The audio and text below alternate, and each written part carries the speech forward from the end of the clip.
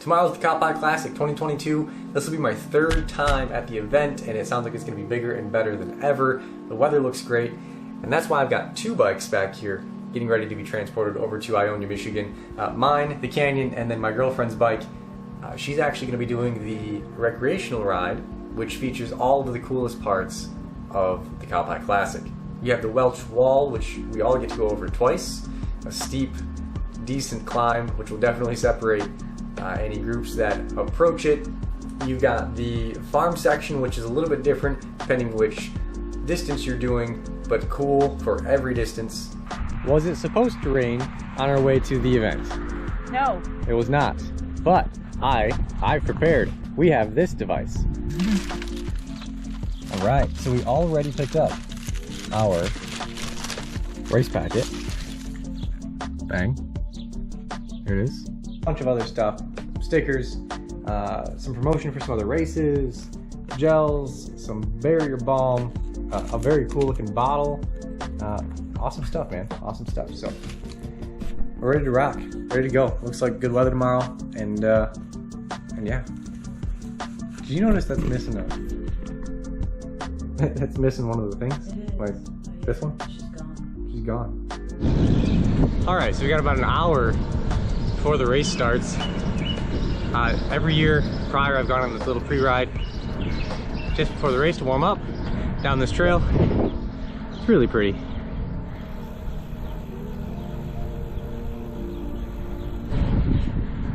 Girlfriend is back here somewhere. Here she comes. Beautiful morning for a race, huh? Excited, very excited. Yeah, you ready? Yep. Gonna have a good time. Yep. I'm looking forward to it. Got everything set up. Hopefully everything goes well.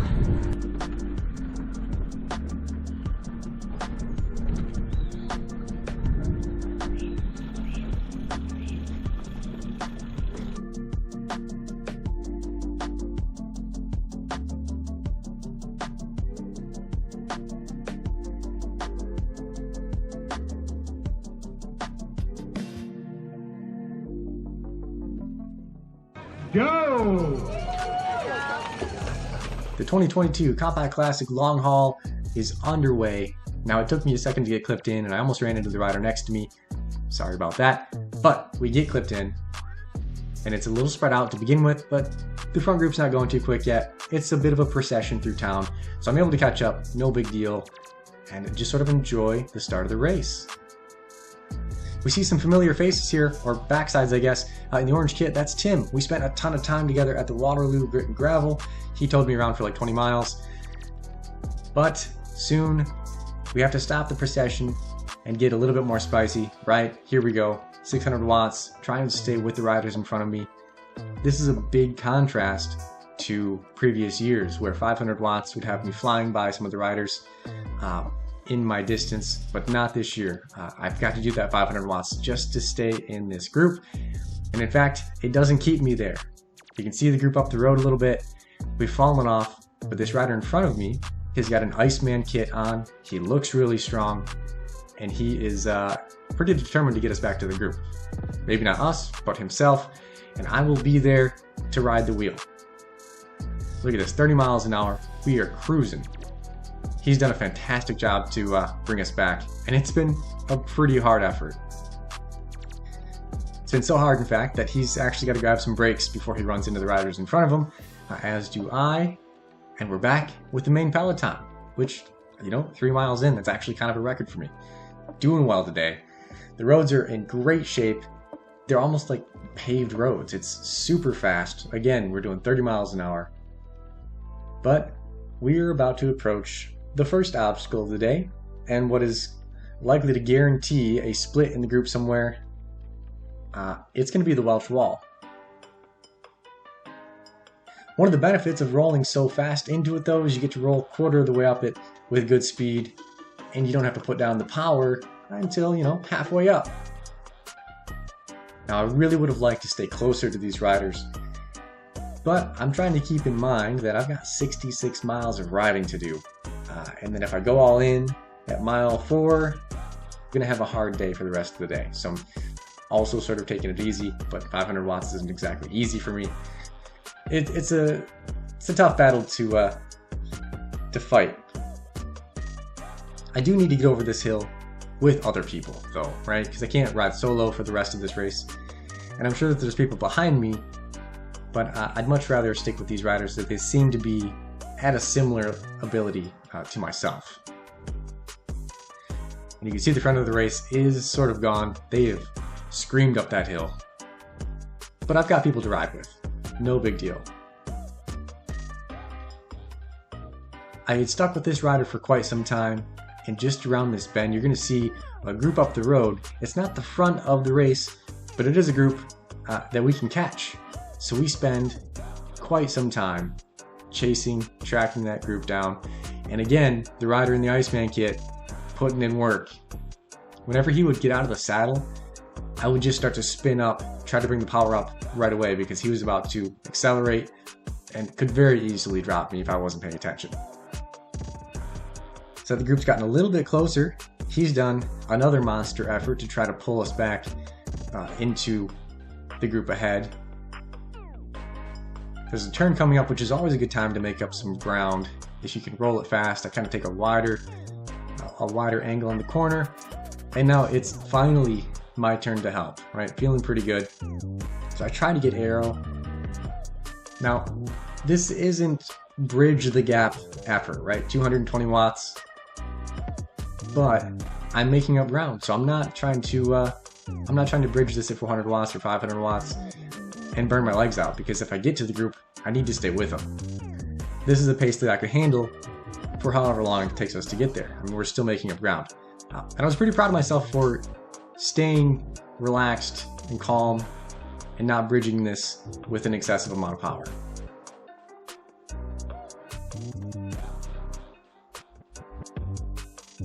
Here we go. We've got 3 riders, including myself in my group, and then we've caught up to these riders, which I believe there are 3 or 4 riders in this group.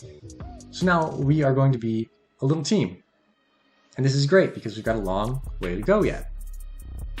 Our little group is doing a great job. We're keeping the pace high, and we're actually going to catch a couple of riders here just in front of us who will end up also contributing to the work and helping our little group out. And this is a good sign for me, right? It means that we're moving fast enough to catch riders who fall off from groups up ahead, or maybe catch entire groups, and we're only 7-8 miles in. Even better, we're going to start rolling turns, right? We're going to take turns, we're going to keep up a pace line. But if you watch my power, and I didn't realize this at the time, it just started to get hard. We're doing 320, we're about to get up to 350, just staying in the draft. This rider on the front is absolutely lighting it up. So much so here that the rider on second wheel is not going to pull through, right? He gets flicked through and he's like, nope, you've got to come through, guy. Which I'm okay with, but I am going to try to chill it out a little bit, bring it back down to 300, smooth, even pace here. I want to keep the group together, right? We can all work as a team. So then I'm going to pull off here shortly and flick the next guy through, and I assume we're going to rotate like this, indefinitely. Now he's going to roll through, and he puts down a pretty good punch, and there's nobody behind him. And I turn around and realize there's nobody behind me either. That effort that the rider had done moments ago really split up the group just a little bit too hard. No worries, we both sit up, and we're going to come back to the group. So we're back to the group. We're going to filter back to the back of the pack because we've been on the front or just sort of solo for a while. And it'd be nice to get back in the draft after that little poll situation we had. Plus, it's nice to get a look at everybody in this group. The Iceman guy's still there. He wants to up the pace a little bit. I was worried that he was going to take off, but he just gets out in front, which I think he just likes being in front and pulling. I don't really know, but that's the squad. Now, 13 miles in. We're on the same course so far as the short haul. And I'm like, okay, these guys on the left, they are short haul riders. They are flying because, their race is just a little bit different. If you're in the front of the short haul, you can go all out because it's shorter. So that's them. Go, have fun. I just want to stay out of your way. And at this very next intersection, we're actually going to have a deviation. So the short haul people would go straight, long haulers take a left, and we'll just sort it out there, right? Our group won't be bothered at all. and I see people up front motioning to turn left. I'm like, wait, no, you guys gotta go straight, you're short haulers. And then everybody turns left, which means that they're also long haulers, and I've got to stay in this group now with this huge injection of pace. And I'm a little nervous. You know, look at this, 500 watts just to stay on, big sprints out of the corner. It's kind of the way it goes in races. When the group gets bigger and you're on the back, you do a lot of the sprinting out of the corner. I'm back here having a chat with another rider about how fast the pace has just gotten. And pay attention to the front of the group here. This rider in pink, taking the right. He's going to find some loose stones. He does hit the dirt. Just took that corner a little bit too fast, but he jumps up and says, keep going. He seemed to be okay. Maybe the adrenaline was just pumping. Couldn't feel it yet, but I was thankful that he was up and seemed to be all right. Now, I didn't know it at the time, but this rider, his name is Ben. We had talked a ton at the Dirty 30. He had done really well that day at that race, so naturally he jumped up to the long course today at the Cowpie Classic. And I've left this incident in the video because he's sort of got an interesting story throughout the day. It's kind of a fun tale to tell. But we'll get to that later. For now, we keep rolling. The group had sort of sobered up for a moment, or come out of the stupor of just putting out power and relaxed, and then that was over very quickly. Back to chasing each other down. With such a big group, there wasn't as much cohesion as there is in a smaller group. We make a big jump forward to 30 miles into the race. This is almost halfway. And our group has split, unfortunately, which means that the back half, which I'm in, is doing a bit of a chase effort here. These riders are getting tired. You can see the gaps going to start growing if we don't do something quickly. I don't really want to put my nose in the wind, but I look behind me and I see a rider looking a little bit twitchy. I know he's going to go, so I start to spin up. And look who it is. It's Ben. He's back. He is on the front doing a freight train effort. And I have to be there. I know this because I know he's going to make this gap. No problem. And this works out really, really well for me. We're up to 25 miles an hour. We're going to get up to 26, 27. And I don't even have to do 200 watts to do that. So this was fantastic. I'm not so sure that we would have bridged this gap otherwise. And this results in a new selection from the group that we were in to a little bit of a reduced group. And we ride on for a couple more miles until we find ourselves with even more riders that we've caught. A sizable group that I recognize the jerseys from the Welch Wall. I'm fairly certain that's where they got away from us, and they've stayed away from us for about 25 miles. We're just now getting back. And this is really good news. Bigger group sometimes can be easier. It also means I've made up a number of positions in the race if I can stay with or in front of some of these other riders. And this is really exciting. I love racing with more people, especially deeper into a race where it gets a little bit more dynamic. And right after we had found and merged with that group, we find ourselves on this really steep, loose climb, which I wasn't expecting. I probably would have been in a different position if I had known this was coming up. But left-hand side, we've got Ben climbing this thing no problem, right? That means in my head that he and some other riders are probably going to ride off the front and have another selection from this new bigger group that we've got. But Ben's chain pops off. He's got to pull over, try to put the chain back on, and then get climbing again, which if you've ever had your chain come off on the middle of a hill, you know that's really difficult. So I'm really feeling for him at this point, but I've got to continue on. I've got to make sure I get over with some other riders, so I've got people to ride with once we get over the top of this thing. You can see up front, people are getting away. Some of the riders who climb better or are just feeling a little bit better at this point in time, they're going to be gone. I just need some wheel to follow. I've been trying to keep an eye on my nutrition also. We're halfway into the race, which means I can get into my second bottle that I brought. More water would have been good today. More gels would have been good. I was eating one every 20 minutes. But I was still feeling okay at this point. We're flying along here, and that group that had gotten away from us over that last climb hadn't gotten too far up the road. Now we've got 4 or 5 riders who had seemed to be trying to bridge that gap, and you'll notice the pink jersey up front. Ben has now caught us again and gotten to the front of our second group and is now pulling back to the very first group. So I saw him up there. I saw some of the riders that were in this tiny little chase, and I knew I had to be there. So I'm trying to make an effort to bridge across. Otherwise, I'm going to get left in the dust. And we can't have that happen. I want to be as far forward in the race as possible. And eventually I will get to this group, and Ben pulls us all the way across back to the people who had gotten away from us. And this is fantastic. I keep finding myself in just the right spot to do as little work as possible, stay as far forward as I can. Now, unfortunately for Ben, he has done that effort and taken us right into the base of a climb, which is gotta be challenging. He's been, probably at threshold or higher. Now he is faced with this increase in elevation. And this rider here in the red helmet, he's been in this group for quite some time. So this is the first time that he is on the video. Now, you've seen him before, the Waterloo Grit and Gravel and the Dirty 30. I'll refer to him as BP because I don't want to say his name incorrectly, but he is a super strong rider. I follow him on Strava, and some of the workouts he does are insane. Now my whole goal is shifting here. It's sort of changing from racing to survival. I want to stay with the group to get to the farm. And if I get to the farm and I get to experience that part of the course, which is coming up right now, that is a success. Anything after this portion is a mystery. But we come into the farm together in this reduced group, and I feel a total sense of rejuvenation to be off of the dirt roads, to no longer be hammering the pedals.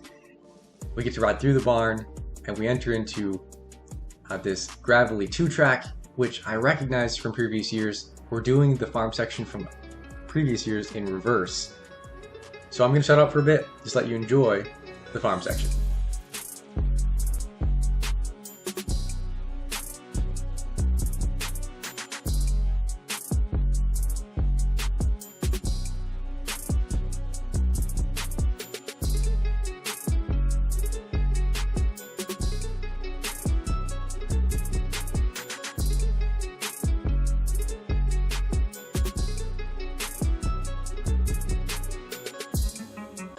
We're heading into the wooded section of the farm, and this little grass climb destroyed my legs. I was in the wrong gear, so I ended up having to put a lot of torque through the pedals to get up over that little climb, and now my legs are telling me that they're going to start seizing up.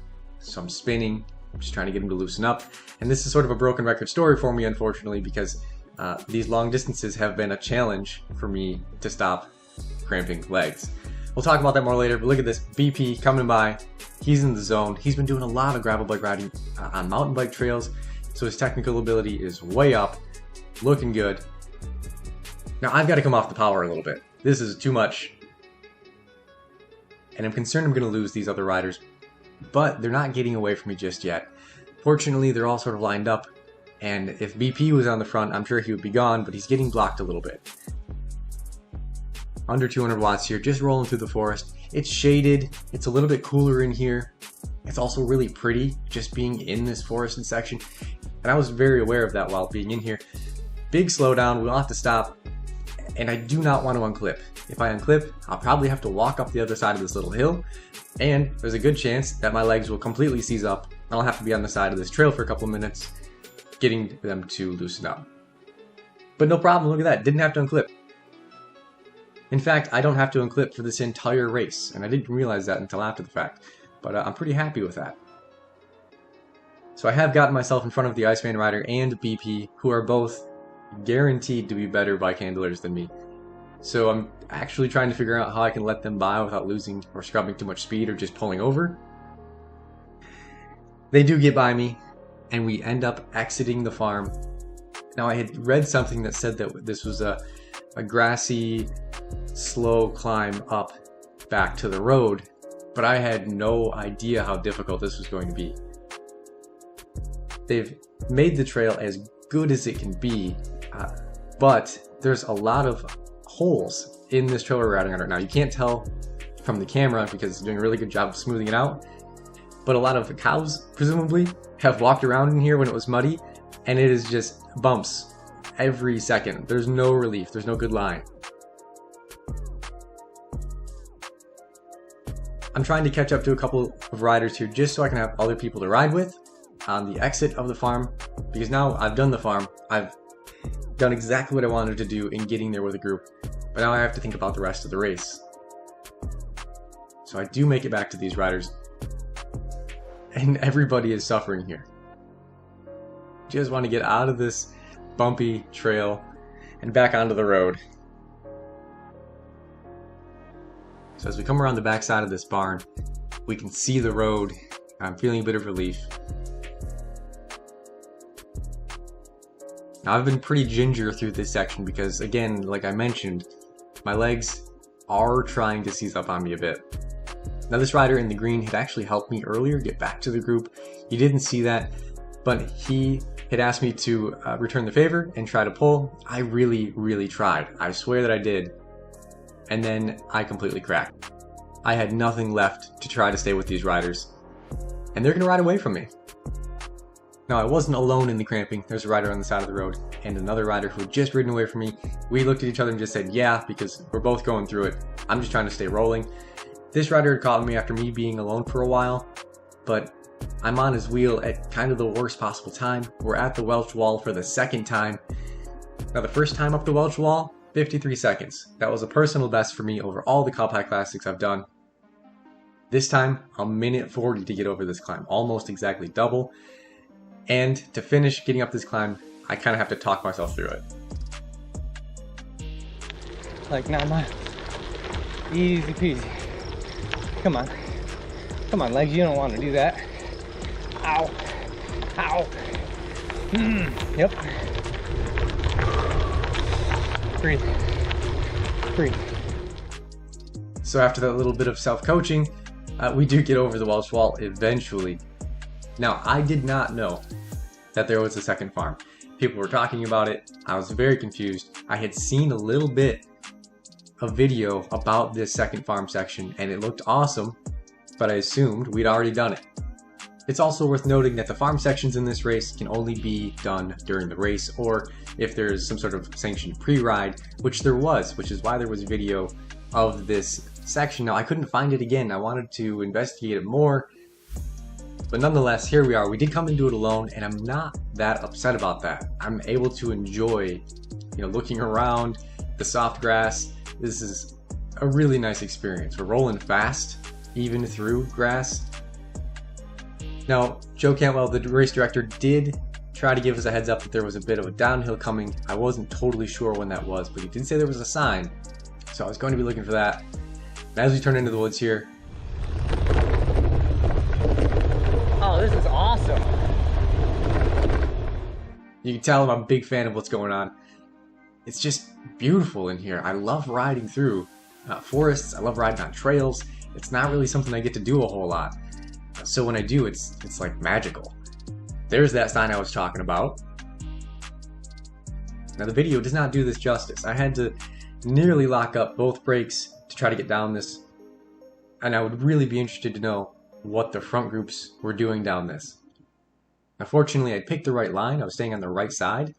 You can see some sandy sections on the left hand side, but the right hand side is solid.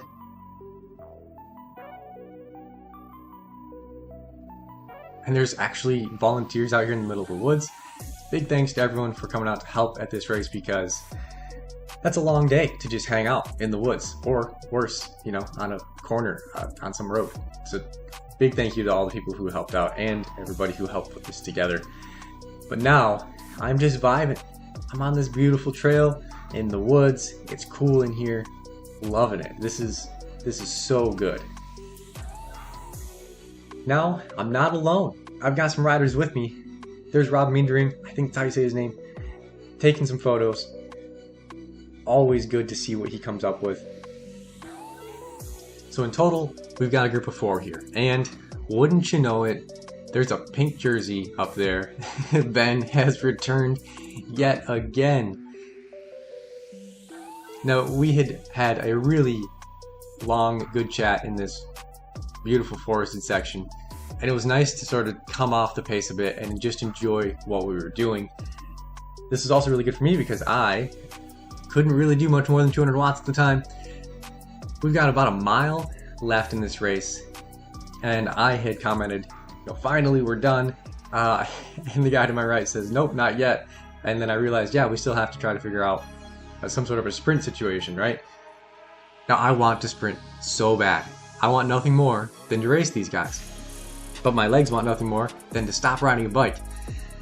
So if I can just get over the line close to them, I'm happy. Here's the 4th rider in our group, and I thought he was spinning up to go for a sprint here.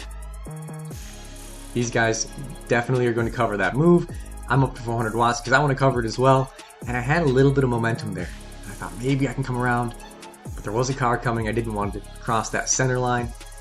Staying in the draft, and there's a part of me that thinks maybe I could sprint. But then Ben opens up an actual sprint. The rider in blue covers it seated, which is insane. And I am unfortunately left back here. But hey, that's okay. I've had a great day. And I'm pretty happy to be done with the race today. 66 miles, hard fought, good time. Here's another look at that finish. My girlfriend had actually finished 2nd in her age category, but she missed out on getting a medal to get this footage here. Look at this, Ben cooking it in, me rolling it in. Big thanks to her for hanging out and getting that footage. So that's a wrap for the 2022 Cow Pie Classic. We finished in 51st out of 137 riders who completed the race. We had an average speed of about 19 miles per hour, and those stats for me are pretty good. I'm happy with those results. This is definitely an event I will put on the calendar for next year. I also do want to say a huge thank you to everybody who said hi or had said that they watched the videos. That's so cool. It makes me feel so good to know that people are watching these and having a good time, enjoying them. So thanks again, and we'll catch you in the next one.